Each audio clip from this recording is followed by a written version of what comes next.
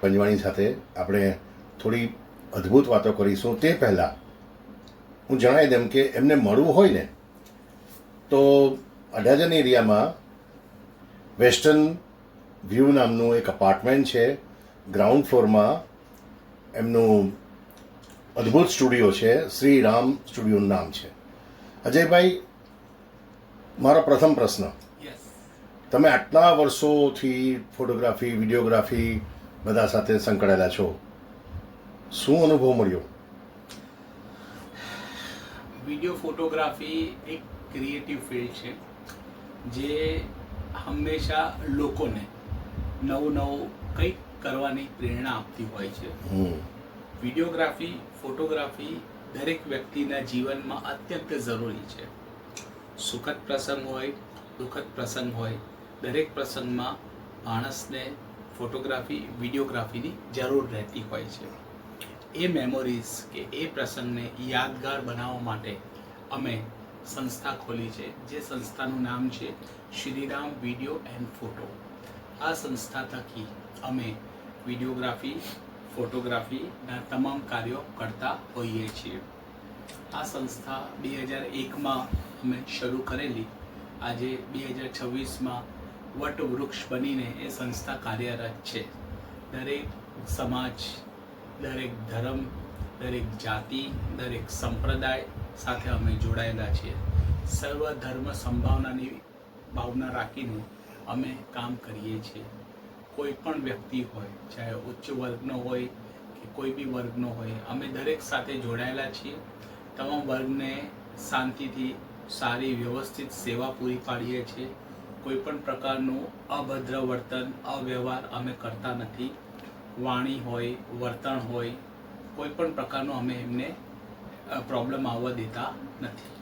અજયભાઈ, એક વસ્તુ મારે જાણવું છે કે આટલા વર્ષોની ફોટોગ્રાફી, વિડીયોગ્રાફીનો કે ટેકનિકલ વસ્તુનો તમને અનુભવ છે, તો આજકાલ 2026માં તો ઘણું બધું ટેકનિકલ આવી ગયું છે. એઆઈ જેવી વસ્તુનો પણ લોકો આજે વખાણી રહ્યા છે.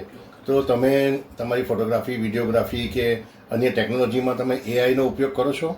જી, અમે સંપૂર્ણ ટેકનોલોજીકલી અપગ્રેડ છીએ. શરૂઆતના સમયમાં ફિલ્મ, નેગેટિવ, રોલ્સ એ બધી વસ્તુઓ ચાલતી હતી. ધીરે ધીરે સમયમાં પરિવર્તન આવ્યો. એ ટેકનોલોજી ડિજિટલ થઈ ગઈ. ત્યારબાદ એ મેમરી કાર્ડ ટેકનોલોજી આવી ગઈ. મેમરી કાર્ડથી વિડીયોગ્રાફી, ફોટોગ્રાફી કરવામાં ઘણી સરળતા થવા લાગી. ફોટોગ્રાફી, વિડીયોગ્રાફી કર્યા બાદ ડેટા તરત ટ્રાન્સફર થઈ જાય છે. કસ્ટમરને ઇન્સ્ટન્ટ આપી દેવાય છે. કસ્ટમર પણ પોતાના મોબાઈલમાં એ ફોટા મેળવીને પોતાની યાદગાર પળોને જીવંત બનાવી લે છે.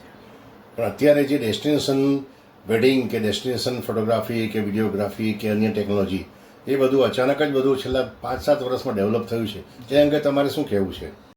ડેસ્ટિનેશન વેડિંગ એક સરસ કોન્સેપ્ટ હોય છે. આજે દરેક વ્યક્તિ પોતાના પ્રસંગને જિંદગીભર યાદગાર રાખવા માટે બને તેટલું પ્રયત્ન કરતો હોય છે. ડેસ્ટિનેશન વેડિંગમાં પર્ટિક્યુલર કોઈ પણ એક સારામાંનો વેડિંગ પ્લેસ, વાડી, ફાર્મ હાઉસ, રિસોર્ટ્સ બુક કરવામાં આવે.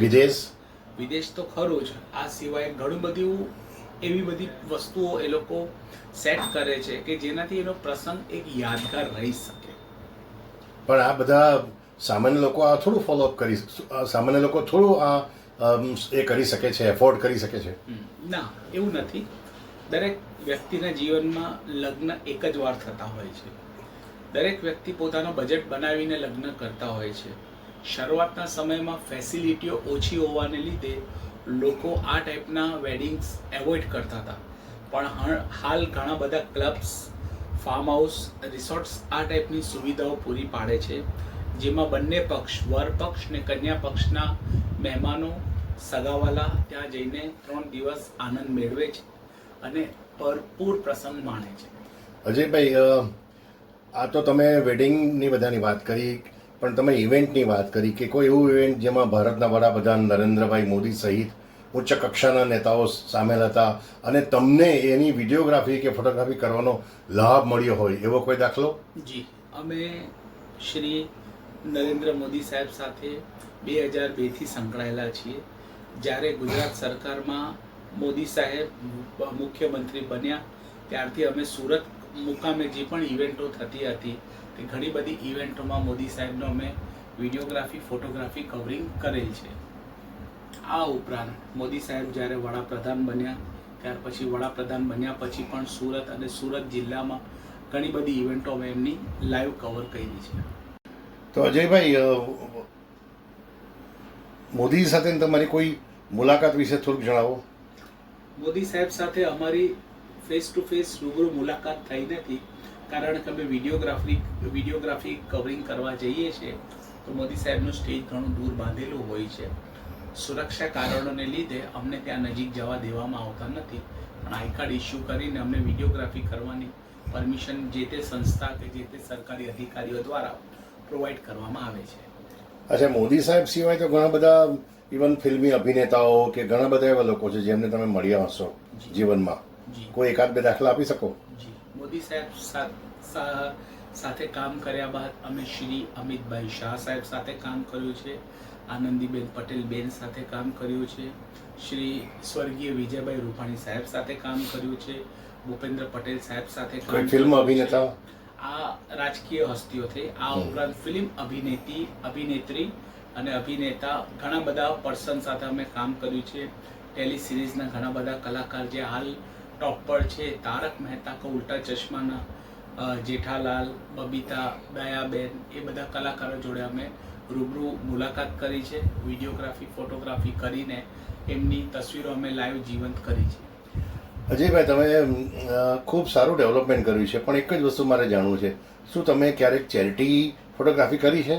હાજી, હું ઘણી બધી એવી સંસ્થાઓ સાથે જોડાયેલો છું જેમાં હું આજીવન નિઃશુલ્ક ફ્રી વિડીયોગ્રાફી અને ફોટોગ્રાફીની સેવા આપું છું. એ સંસ્થામાં હું કોઈ પણ દિવસ એક પણ રૂપિયો લીધો નથી અને લઈશ બી નહીં. ભવિષ્યમાં જ્યાં સુધી આ સંસ્થા હયાત રહેશે ત્યાં સુધી અમે એ સંસ્થા દ્વારા તેમને એ સેવા પૂરી પાડીશું. તમારો ફ્યુચર પ્લાન શું છે અજયભાઈ? અમારો ફ્યુચર પ્લાન એ છે કે અમારું આ વિડીયો ફોટોગ્રાફીનું જે કામ છે એને અમે બને એટલું મોટું બનાવીએ, મહત્ત્વનું બનાવીએ, દરેક તબક્કા સુધી એ કામ જઈ શકે. અમીર વર્ગ, ગરીબ વર્ગ, મધ્યમ વર્ગ, દરેક વર્ગના લોકોને સ્વચ્છ, સારી, રિઝનેબલ ભાવમાં વિડીયોગ્રાફી મળી રહે તેવી અમારી ઈચ્છા છે. Ajaybhai, thank you very much. ખૂબ સરસ વાતો થઈ આપણી સાથે. મિત્રો, આ વિડીયો જો ગમ્યો હોય, અજયભાઈના શબ્દો ગમ્યા હોય તો પ્લીઝ સબસ્ક્રાઈબર જરૂર કરજો. લાઇક અને શેર તો તમે કરો જ છો. Thank you very much.